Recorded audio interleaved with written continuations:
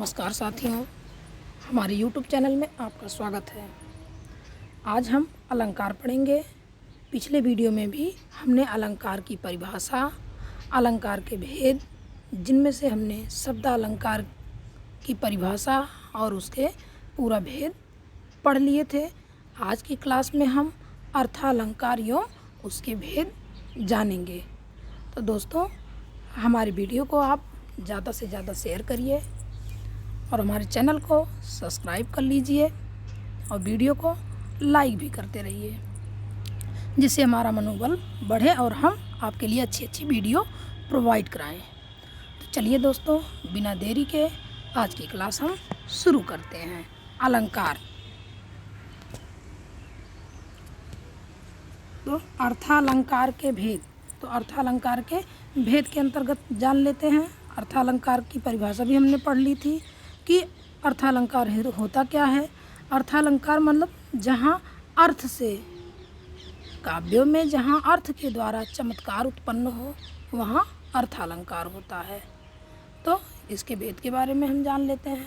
पहला है उपमालंकार, दूसरा रूपक अलंकार, तीसरा उत्प्रेक्षा अलंकार, चौथा अतिशयोक्ति अलंकार और आगे का अलंकार देख लेते हैं। पांचवां है अन्योक्ति अलंकार, छठवां मानवीकरण अलंकार, सातवां भ्रांतिमान अलंकार, आठवां संदेह अलंकार। ये जितने होते तो और भी अलंकार हैं, पर ये जितने अलंकार दिए गए हैं सारे बहुत ही महत्वपूर्ण हैं। परीक्षा में अक्सर इसके प्रश्न पूछे जाते हैं दोस्तों। तो दोस्तों, आज की कड़ी में हम अलंकार पढ़ेंगे उपमा अलंकार। इसकी परिभाषा हम जानेंगे कि उपमा अलंकार क्या होता है। तो उपमा अलंकार जानेंगे। चलते हैं, देखते हैं उसकी परिभाषा। उपमा शब्द का अर्थ होता है तुलना। जब किसी वस्तु, व्यापार या गुण में किसी दूसरी वस्तु, व्यापार या गुण के साथ भेद रहते हुए भी किसी साधारण धर्म का होना बताया जाए तो वह उपमा अलंकार होता है। अर्थात जो समानता बताया जाए उसमें कौन सा अलंकार होता है दोस्तों? उपमा अलंकार। इसके 4 अंग होते हैं। कौन कौन से अंग होते हैं? उपमेय, उपमान, साधारण धर्म और वाचक। तो कितने अंग बताए हैं दोस्तों? पहला है उपमेय, उपमान, साधारण धर्म और वाचक। ये सब उपमा अलंकार में होने जरूरी हैं। कोई भी इसमें से नहीं रहता है तो हमारा उपमा अलंकार नहीं बनेगा। तो जो है, चलते हैं दोस्तों, उदाहरण देख लेते हैं। उदाहरण के माध्यम से कंफर्म कर लेते हैं। इसमें उदाहरण दिया गया है, मुख चंद्रमा सा सुंदर है। तो इसमें बताया गया है, दिए गए उदाहरण में चेहरे की तुलना चांद से की गई है। इस वाक्य में मुख उपमेय है, चंद्रमा उपमान है और सुंदर साधारण धर्म है, एवं सा वाचक शब्द है। अतः यह उपमा अलंकार है। इसकी एक पहचान और है, इसमें सा, सी, सम, सरिस आदि शब्द आते हैं। जैसे यहाँ पर आया हुआ है हमारा मुख चंद्रमा सा सुंदर है। इसी तरह से हमारा क्या आएगा? सा, सी, सम और सरिस आदि शब्द जो है हमें यदि वाक्य में दिखे तो वहाँ पर उपमा अलंकार होता है। चलिए अगला देखते हैं। इसमें उपमा अलंकार के अंग भी के बारे में जान लेते हैं। 4 अंग, उपमेय, उपमान, साधारण धर्म और वाचक। इसके बारे में जान लेते हैं। पहला है उपमेय। जिस वस्तु की समानता किसी दूसरे पदार्थ से दिखलाई जाए वह उपमेय होता है। जैसे कर कमल सा कोमल है। इस उदाहरण में कर उपमेय है। कर का मतलब हाथ कमल सा कोमल है। तो हाथ की जो है सुंदरता कैसे बताई गई है कि वह कमल के समान कोमल है। तो जिसकी उपमा जो है दी जाए किसी वस्तु से तो वो कब क्या हो जाता है, उपमेय। अगला देख लेते हैं, उपमान। उपमेय को जिसके समान बताया जाए उसे उपमान कहते हैं। उदाहरण में देख लेते हैं, जैसे कमल उपमान है, तो यहाँ पर क्या बताया गया था, कमल। कर कमल कैसा है, कर कमल सा कोमल है। तो यहाँ हाथ की समानता किससे बताई गई है, कमल से। हाथ की समानता किससे बताई गई है दोस्तों, कमल से बताया गया है। तो इसलिए कमल में उपमान है। फिर देख लेते हैं अगला क्या कह रहा है, साधारण धर्म हमारा। वह गुण जो उपमेय और उपमान दोनों में विद्यमान हो, तो वह हमारा साधारण धर्म होता है। साधारण धर्म क्या होता है, जैसे दोनों में हमारा विद्यमान हो। क्या विद्यमान है, जैसे कर कमल सा कोमल है, तो कोमल बताया गया है, ये हमारा साधारण धर्म है। कोमल हमारा साधारण धर्म है, ठीक है। इसकी कोमलता जो है कमल के समान बताया गया है। अब जो है अब जान लेते हैं वाचक क्या है। वाचक है जिस शब्द के कारण तुलना प्रकट हो, जैसे सदृश, समान, सा, सो आदि। अभी हमने बताया था कि आपके जो है उसमें आने चाहिए ये सदृश शब्द आए, समान शब्द आए, सा आए, सो आए या सरिस आए या सी आए, जो भी है आता है, तो इससे हम पहचान कर पाएंगे कि ये हमारा उपमा अलंकार है। तो उपमा अलंकार में जो है चारों अंग होने जरूरी हैं। कौन कौन से, उपमेय, उपमान, साधारण धर्म और वाचक। चारों के योग से ही उपमा अलंकार बनता है। और इसकी हमारी जो है पहचान है, इस पहचान को हम जरूर याद रखते हैं।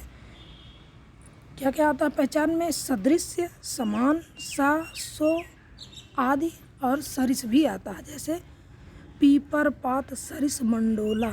इसमें जो है यहाँ भी उपमा अलंकार है। इसी तरह के और भी हैं उदाहरण। तो एक वीडियो हम आपका सिर्फ उदाहरण का ही लाएंगे, जो प्रैक्टिस सेट के माध्यम से हम करवाएंगे आप लोगों को। तो चलिए हम अगला देख लेते हैं। अगला अलंकार हमारा कौन सा है, तो रूपक अलंकार है हमारा। कौन सा अलंकार है, और रूपक अलंकार। इसकी भी परिभाषा हम जान लेते हैं। जब गुण की अत्यंत समानता, यहाँ पर देखिए मिस्टेक हो गया है, अत्यंत लिखा है, अत्यंत है। जब गुण की अत्यंत समानता के कारण उपमेय को ही उपमान बता दिया जाए, यानी उपमेय और उपमान में अभिन्नता दर्शाई जाए, तब वह रूपक अलंकार होता है या रूपक अलंकार कहलाता है। कहने का मतलब कि उस वस्तु को ही वह मान लिया जाए कि जो है ये जो इस मतलब कहने का मतलब जो है उस चीज़ को ही मान लिया जाता है कि वह दूसरा नहीं है, बल्कि वह वही चीज़ है जिसके बारे में हम कह रहे हैं। उदाहरण के माध्यम से हम जान लेते हैं। उदाहरण में क्या है, जैसे दिया गया है, खोलो अपना मुख पंकज सखी, देखो तेरा प्रिय तरुण आया है। यहाँ पर देख लेते हैं उदाहरण पूरा। इसमें क्या बताया गया है, यहाँ मुख व पंकज और प्रिय व तरुण में कोई भेद न रखकर उपमेय को उपमान के रूप में दिखाया गया है। पहचान रूपी द्वारा या का की द्वारा दर्शाया गया है।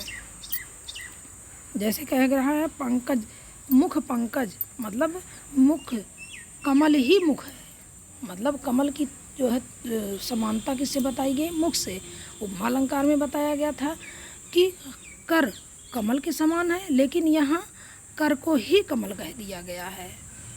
तो कहने का मतलब यहाँ मुख, कहते हैं ना मुख चंद्रमा के समान है, तो यहाँ समानता बताई गई, लेकिन यहाँ पर कह दिया गया मुख ही पंकज है। तो यहाँ उपमेय को बढ़ा दिया गया है और उपमान को जो है घटा दिया गया है।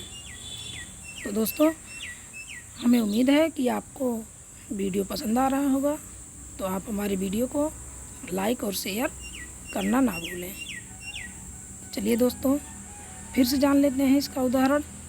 खोलो अपना मुख पंकज सखी, देखो तेरा प्रिय तरिण आया है। तो यहाँ पर मुख व पंकज को एक ही बता दिया गया है, मतलब मुख और पंकज एक ही है, उसकी जो समानता एकदम वही ही बता दिया गया कि वह अलग नहीं है। मुख और पंकज अर्थात कमल अलग नहीं है, बल्कि वही बता दिया गया है कि पंकज को ही मुख बता दिया गया है। और प्रिय व तरुणी में कोई भी भेद नहीं है, उसे उपमेय को उपमान के रूप में दिखाया गया है। कहने का मतलब जैसे कोई चीज़ हो, उस पर रुमाल ढक दिया जाए तो वह उसके नीचे का चीज़ ना दिख करके ऊपर का ही चीज़ दिखता है। कहने का मतलब वही है, जैसे किसी फूल के ऊपर हमने सुंदर सा सजावट कर दिया, लेप लगा दिया, तो हमारे जो नीचे का वो है मुख्य चीज़ है वो ना दिख करके ऊपर का जो बनावटीपन है वही हमारा दिखने लगता है कि वही ही हमारा सब कुछ है। तो रूपक का मतलब ढक लेना। चलिए हम अगला देखते हैं दोस्तों। अगला अलंकार क्या है? उत्प्रेक्षा अलंकार। जब उपमेय में उपमान से भिन्नता होते हुए भी उपमेय की उपमान के रूप में संभावना की जाए, वहाँ उत्प्रेक्षा अलंकार होता है। इसकी पहचान क्या है? उत्प्रेक्षा अलंकार में प्रायः मनु मानो, जनु जानो आदि वाचक शब्दों का प्रयोग किया जाता है। तो क्या किया जाता है? इसकी पहचान क्या बताया गया है? मनु मानो, जनु जानो शब्द बीच में आते हैं, जो शब्द आते हैं उसको वाचक बोलते हैं। जैसे कि उसमें हम उपमा में बताए हैं आपको, सा, सी, से, सरिस, सम, ये सब उसकी पहचान थी। तो उत्प्रेक्षा की पहचान उसी प्रकार से है। मनु मानो, जनु जानो, जानो ये वाचक शब्द उस वाक्य में आते हैं, जो कविता की लाइन होती है। तो उदाहरण के रूप में हम जान लेते हैं, स्पष्ट कर लेते हैं कि इसका क्या होगा। उदाहरण है, सोहत ओढ़े पीत पट, श्याम सलोने गात, मनहु नील मन शैल पर, आतप पर्यो प्रभात। यहाँ पर अभी बताया था पहचान, वह लाइन में आपको जरूर दिखेगा। मनहु यहाँ पर दिखा है, तो वहाँ क्या कहा था? मनु मानो, जन जानो, जानो आदि शब्द आते हैं। वे शब्द क्या कहलाते हैं? वाचक शब्द कहलाते हैं। यहाँ पर इन पंक्तियों में श्री कृष्ण के सुंदर श्याम शरीर में नीलमणि पर्वत की और शरीर पर शोभायमान पीताम्बर में प्रभात की धूप की मनोरम संभावना की गई है। तो यहाँ पर श्री कृष्ण जी सांवले रंग के हैं, श्याम रंग के हैं, और उनके ऊपर पीला वस्त्र किसकी तरह, जैसे सुबह की धूप होती है, इसी तरह से मालूम पड़ता है, अर्थात उसकी संभावना की जाती है।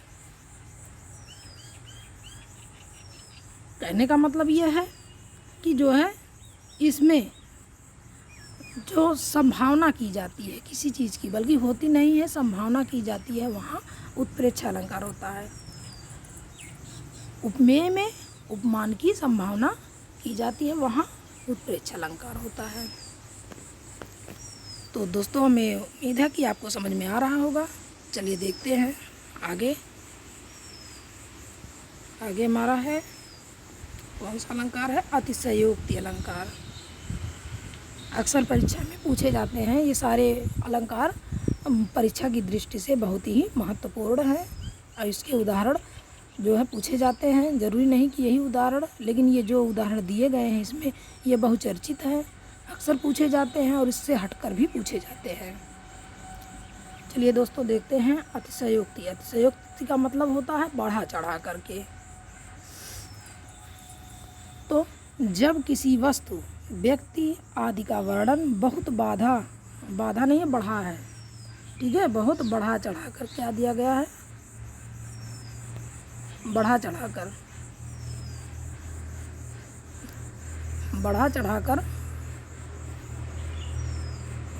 किया जाए तब वहाँ अतिशयोक्ति अलंकार होता है।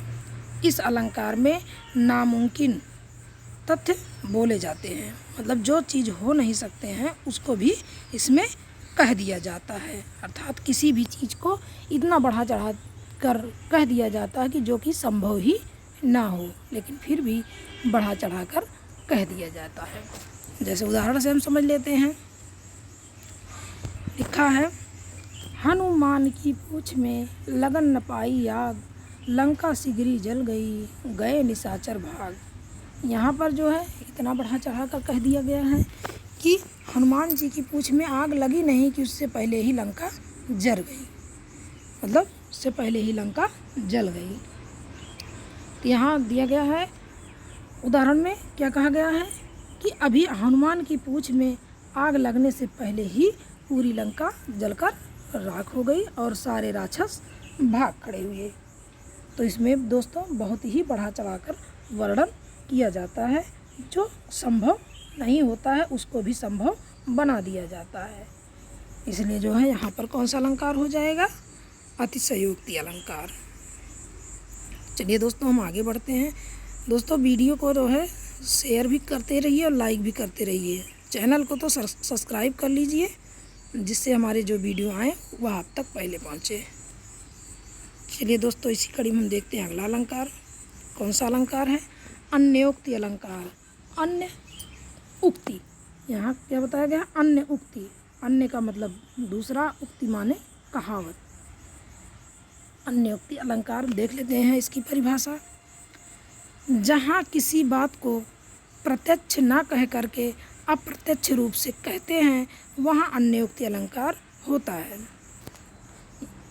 ठीक है, तो यहाँ पर जो है कौन सा अलंकार होता है? जो चीज़ प्रत्यक्ष ना कहे, मतलब सामने ना कह करके वह पीछे से कहा जाए, मतलब अर्थात अप्रत्यक्ष रूप से कह दिया जाए, वहाँ पर क्या होता है? अन्योक्ति अलंकार होता है। उदाहरण देख लेते हैं।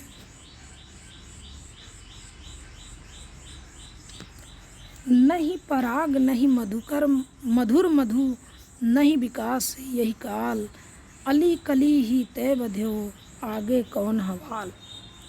उदाहरण क्या दिया गया है? नहीं पराग नहीं मधुर मधु, नहीं विकास यही काल, अली कली ही तय बध्यो, आगे कौन हवाल। यहाँ पर क्या बताया गया है? इन पंक्तियों के माध्यम से क्या बताया गया है? कवि क्या कहना चाह रहा है? भंवरे पर निशाना साधकर महाराज जयसिंह को उनकी यथार्थ स्थिति का आभास कराया गया है। महाराज जयसिंह अपनी छोटी रानी के प्रेम में इतने व्यस्त हो गए कि उन्होंने अपने राजकाज का ध्यान तक छोड़ दिया। ठीक है, वे अपने राजकाज का ध्यान छोड़ दिया। तो यहाँ पर जो कवि कहना चाह रहा है उससे इतर जो है यहाँ पर कह रहा है। यहाँ पर भंवरे के माध्यम से किसको दर्शाया गया है? जय सिंह को। भंवरे के माध्यम से किसको दर्शाया गया है? जय सिंह को। और उसकी स्थिति से, जो उसकी छोटी रानी से उनका इतना प्रेम बढ़ गया है, इतना हो गया है कि वह अपना हर कार्य भूल गए, अर्थात राजकाज को जो है संभाल नहीं पा रहे हैं, अर्थात उनका ध्यान उस तरफ से हट गया है, सिर्फ उनको प्रेम ही प्रेम नजर आ रहा है। तो चलिए दोस्तों अगला देख लेते हैं। तो इसमें कौन सा जो है अलंकार था? इसमें अन्योक्ति अलंकार है। अगला अलंकार है हमारा मानवीकरण अलंकार। ये अक्सर परीक्षा में पूछे जाते हैं दोस्तों। इसकी परिभाषा जान लेते हैं। जहाँ जड़ता पर चेतना का आरोप हो, अर्थात जड़ प्राकृतिक उपादानों पर मानवीय क्रियाओं और भावनाओं का आरोप होता है, वहाँ मानवीकरण अलंकार होता है। ठीक है, वहाँ पर कौन सा अलंकार होता है? मानवीकरण। यहाँ पर क्या कह रहा है? जड़ता पर, अर्थात जो चीज़ जड़ है, अर्थात वह चेतना से युक्त नहीं है, अर्थात वह स्थिर है, तो उसको हम जो है उसमें चेतना को प्रदर्शित कर देते हैं, अर्थात चेतना भर देते हैं, अर्थात उसको मानव का रूप दे देते हैं। तो जड़ प्रकृति उपादान भी जो है मानव की तरह और उसकी भावनाओं की तरह व्यवहार करने लगते हैं, तो इसलिए वहाँ पर मानविक अलंकार हो जाता है, मानवीकरण अलंकार होता है। चलिए दोस्तों, और स्पष्ट करने के लिए इसका उदाहरण जान लेते हैं। उदाहरण है, उषा सुनहरे तीर बरसाती, जय लक्ष्मी सी उदित हुई। यहाँ पर भी दोस्तों सी आया है इस लाइन में, लेकिन इसमें जो है उपमा अलंकार और वह जो है मानवीकरण अलंकार भी दोनों है, तो इसलिए जो है कंफ्यूज मत होइएगा। तो यहाँ पर क्या दिया गया है उदाहरण में, उषा यानी भोर को सुनहरे तीर बरसाती हुई नायिका के रूप में दिखाया जा रहा है। यहाँ भी निर्जीवों में मानवीय भावनाओं का होना दिख रहा है। कहने का मतलब जो उषा काल है वह जो है कैसे तीर बरसा रही है, सुनहरे, मतलब बहुत ही अच्छे तीर बरसा रही है। तो इसको जो है ऐसा लग रहा है उषा को जो है मानव की तरह बता दिया गया है कि वह सुनहरे तीर बरसा रही है और जय लक्ष्मी सी उदित हुई, और जय लक्ष्मी की तरह उदित हुई अर्थात प्रकट हो गई। तो यहाँ पर जो है भोर को कैसा दिखाया गया है, नायिका के रूप में।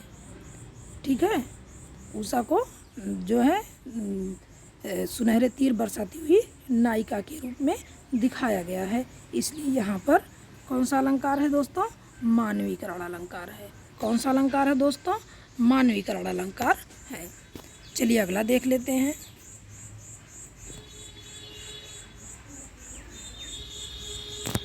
अगला है भ्रांतिमान अलंकार। जब एक जैसे दिखाई देने के कारण एक वस्तु को दूसरी वस्तु मान लिया जाए या समानता के कारण किसी दूसरी वस्तु का भ्रम होता है, तब इसे भ्रांतिमान अलंकार कहते हैं। कहने का मतलब कि इसमें भ्रांतिमान अलंकार में भ्रम बना रहता है, जब वह चीज़ देख लिया जाता है तो भ्रम हमारा दूर हो जाता है। ठीक है, तो कहने का मतलब यह है कि एक जैसी दिखाई देने के कारण वस्तु को दूसरी वस्तु मान लिया जाता है और समानता के कारण दूसरी वस्तु का भ्रम हो जाता है, तो इसे भ्रांतिमान अलंकार कहते हैं। चलिए और स्पष्ट कर लेते हैं उदाहरण के माध्यम से।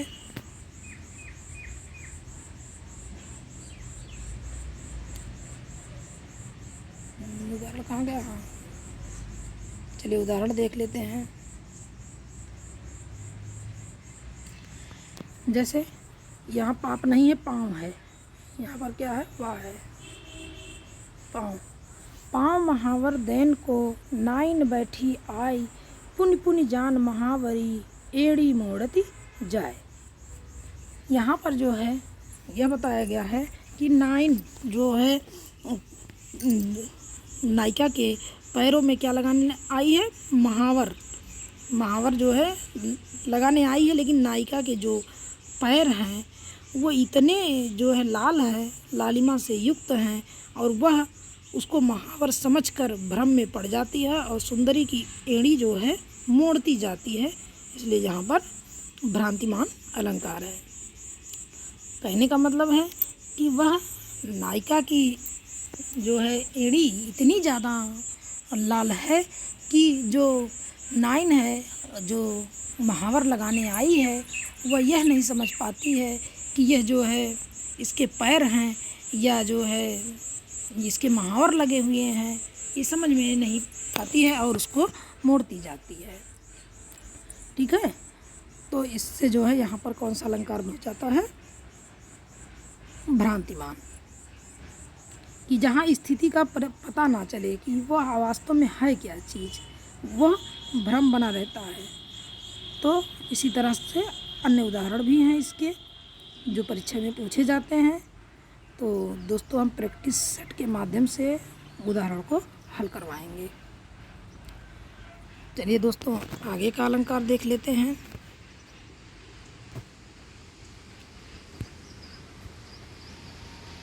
अगला अलंकार हमारा है संदेह अलंकार।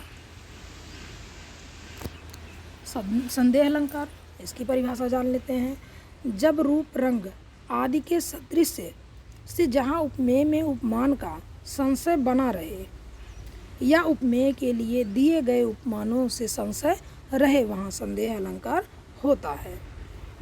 कहने का मतलब कि आखिरी तक जो है इसमें संशय बना रहता है, यहाँ पर स्पष्ट नहीं होता है। लेकिन भ्रांतिमान में जब वह चीज़ देखने पर भ्रम होता है और वह प्रत्यक्ष रूप से जब सामने आ जाता है तो भ्रम दूर हो जाता है। लेकिन संदेह अलंकार में वह भ्रम अंत तक बना रहता है। यही दोनों में अंतर है। तो चलिए दोस्तों, इसको उदाहरण के माध्यम से स्पष्ट कर लेते हैं संदेह अलंकार को। सारी बीच नारी है कि नारी बीच सारी है, सारी ही की नारी है कि नारी ही की सारी है। यहाँ पर अंत तक संशय बना हुआ है, अर्थात संदेह बना हुआ है। इसमें जो है यह नहीं समझ में आ रहा है कि साड़ी के बीच में नारी है या नारी के बीच साड़ी है। ये जो है इसका निश्चय नहीं हो पाने के कारण कौन सा अलंकार है? संदेह अलंकार। तो संदेह और भ्रांतिमान अलंकार में इतना सा अंतर है कि भ्रांतिमान में जो भ्रम पैदा होता है एक वस्तु को देखने से दूसरी वस्तु के प्रति, लेकिन जब वह प्रत्यक्ष रूप से सामने आ जाता है तो हमारा भ्रम दूर हो जाता है। लेकिन संदेह अलंकार में वह जो है अंत तक भ्रम बना रहता है, अर्थात संशय बना रहता है, इसलिए वहाँ संदेह अलंकार होता है। तो हमें उम्मीद है दोस्तों आपको समझ में आया होगा। तो आज के लिए वीडियो में बस इतना ही।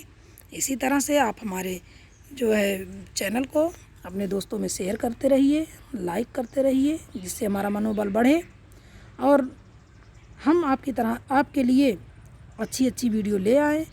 और हम आशा करते हैं कि आप हमारे चैनल को पसंद करते होंगे। तो इसलिए जो है दोस्तों हमारे ऊपर प्यार व्यवहार बनाए रखिए, जिससे हम आपके लिए अच्छे अच्छे कंटेंट प्रोवाइड कराएं। तो आज के लिए बस इतना ही। जय हिंद, वंदे मातरम।